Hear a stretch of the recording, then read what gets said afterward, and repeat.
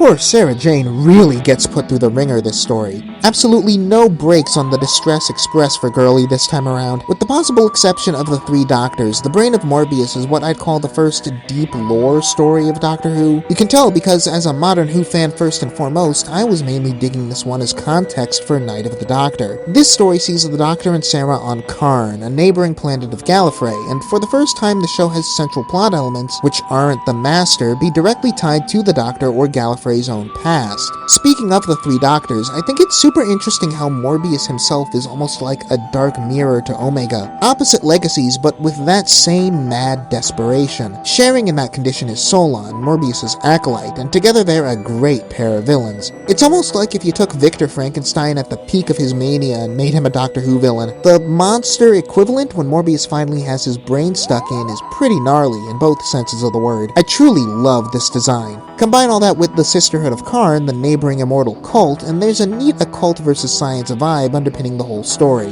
The Doctor and Sarah are assaulted from both sides by different genres of myopic obsession, desperate to stave off death. Seeing the two parties clash at the end is super interesting. With the Sisterhood here portrayed as a kind of rival camp to the Time Lords, it's interesting to have the Doctor, for once, be in a position where he has to advocate for his own people. Pre-Time War, we hardly ever see the Doctor espouse the virtues of his own people, or have such a direct, more negative point of comparison. Overall, I really loved this one, even more so than Pyramids of Mars. The Frankenstein comparison is apt, not just for the plot, but for the specific tonal mix of sci-fi and gothic horror. It's such a unique balance to hit for this show, and I think it works a treat.